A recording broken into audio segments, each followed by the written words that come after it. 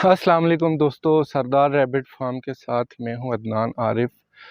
दोस्तों, आज का जो हमारा टॉपिक है वो है स्केबीज़ के ऊपर। दोस्तों, सबसे आप पहले आपको बताते चलें कि स्केबीज़ जो है वो एक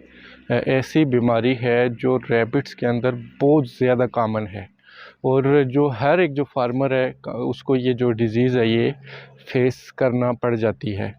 तो आज हम बात करेंगे इसके ऊपर कि इसकी जो है ट्रीटमेंट क्या है, इसकी प्रिवेंशन क्या है और इसके जो आने के जो फैक्टर्स हैं वो क्या हैं कि किस वजह से जो है ये आपके फार्म पे आती है। देखें दोस्तों, स्केबीज़ जो है बेसिकली इसको स्केबायोसिस जो है वो कहा जाता है और ये एक माइट है, सारोकोपिटी स्केबियाई माइट, ये जो पूरी दुनिया के अंदर पाया जाता है और जिसको अगर आप माइक्रोस्कोप से देखें तो वो कुछ इस तरह से आपको नज़र आएगा। दोस्तों, ये जो सारोकोपिटीज़ केबियाई माइट है, ये जो है बड़ी बुरी तरह से जो है वो रैबिट के ऊपर अटैक करता है और ये अमूमन रैबिट की जो है नोज़ या उसके जो पंजों के साथ या उसके जो कान है वहाँ से जो है वो टनल्स बनाते हुए रैबिट के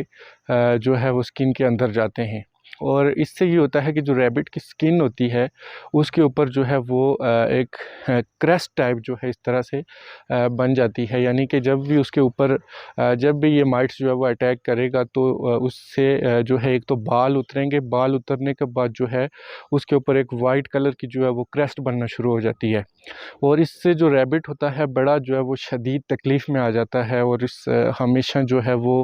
ख़ारिश करता है, अपने पंजों को काटता है। अगर केज हो तो अपनी वो जगह जो है अगर वो कानों के साथ या उसकी नोज़ के साथ हो तो वो बुरे तरीके से जो है वो केज के साथ रगड़ता है, तो बहुत ज़्यादा शदीद जो है इस तकलीफ़ का बाइस बनता है। तो दोस्तों, सबसे पहले आपको बताते चलें कि इसकी जो वजूहात हैं कि ये किस वजह से जो है आपके फार्म के अंदर जो है वो आता है। दोस्तों, सबसे पहले ये है कि ये किसी दूसरे एनिमल से भी ट्रांसफ़र होकर अगर कोई इन्फेक्टेड एनिमल आप लेके आते हैं तो वो जब अपने फार्म के ऊपर लेके आएंगे तो जो वो माइट्स होंगे वो उससे ट्रांसफ़र होकर उस एनिमल के अंदर चले जाते हैं। दूसरा, अगर आपकी सफाई का निज़ाम अच्छा नहीं है, आप टाइम पे सफाई नहीं करते तो फिर भी जो है ये है कि ये आपके उस जो है रैबिट के अंदर आते हैं। दूसरा, अगर आपका केजेस जो हैं वो बहुत क्लोज़ हैं और वो बहुत ज़्यादा डैम्प हैं, यानी कि एक दूसरे के ऊपर हैं और जो है वेंटिलेशन का जो है निज़ाम है वो अच्छा नहीं है, तो फिर भी जो है ये जो माइट्स हैं ये आपके जो है रैबिट के ऊपर अटैक करते हैं। तो उसके अलावा दोस्तों, अगर कुछ लोगों के पास कुछ ऐसे भी प्रॉब्लम आते हैं कि ये जो बीमारी है ये ख़त्म नहीं हो पाती, क्योंकि ये जो माइट होते हैं सारोकोपिटीज़ केबियाई माइट्स, अगर आपके फार्म के अंदर बहुत ज़्यादा नमी है और नमी की वजह से जो है ये बहुत अरसे तक रहते हैं। अगर फ़र्ज़ किया अगर आपके फार्म के अंदर बहुत ज़्यादा नमी है और सनलाइट का अगर वहाँ पे उनकी सूरज की रोशनी नहीं लगती तो कहा जाता है कि अगर सूरज की रोशनी इसको ना मिले तो ये कम से कम 2 महीने तक भी ये ज़िंदा रह सकता है। तो दोस्तों, चलते हैं इसकी ट्रीटमेंट की तरफ। तो ट्रीटमेंट के लिए जो सबसे अगर पाकिस्तान के अंदर देखें तो वो मुख्तलिफ़ किस्म की जो होमेन की जो मेडिसिन्स हैं वो यूज़ होती हैं, लाइक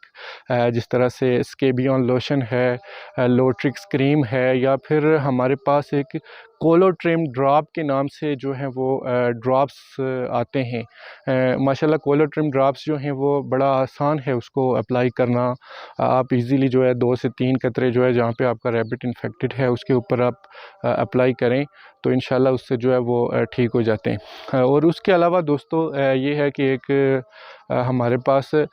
आता है आइवरमेक्टिन के नाम से एक इंजेक्शन आता है। सम टाइम ये होता है कि जब ये पंजों के ऊपर जो है अटैक करती है, पंजों के ऊपर आ जाती है, तो फिर बड़ा मुश्किल होता है कि आप जो है वो कोई भी क्रीम उसके ऊपर अप्लाई करें तो वो रैबिट जो है वो एकदम से उसको काटता है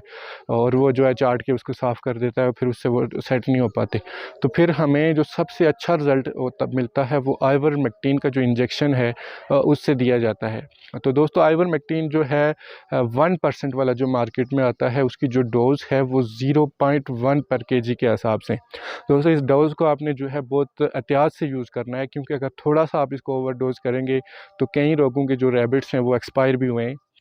और ये हमेशा सबकुटेनियस लगता है, यानी कि स्किन के अंदर इंजेक्शन लगाने का जो तरीका है माशाल्लाह से मैं डिस्क्रिप्शन के अंदर लिंक दे दूँगा। पहले इस पे हम वीडियो बना चुके हैं। तो दोस्तों इसके अलावा एक प्रॉब्लम और आता है कि कुछ लोगों का ये सवाल होता है कि ये हमारे पास जो है ये जो बीमारी है ये नहीं मतलब जा रही होती, बहुत अरसे तक जो है वो उस पर इंजेक्शन लगाते हैं, फिर दोबारा आ जाती है, फिर इंजेक्शन लगाते हैं, फिर दोबारा आ जाती है। तो इसका दोस्तों बेहतरीन हल ये है कि जो आइवरमेक्टिन इंजेक्शन है वो आप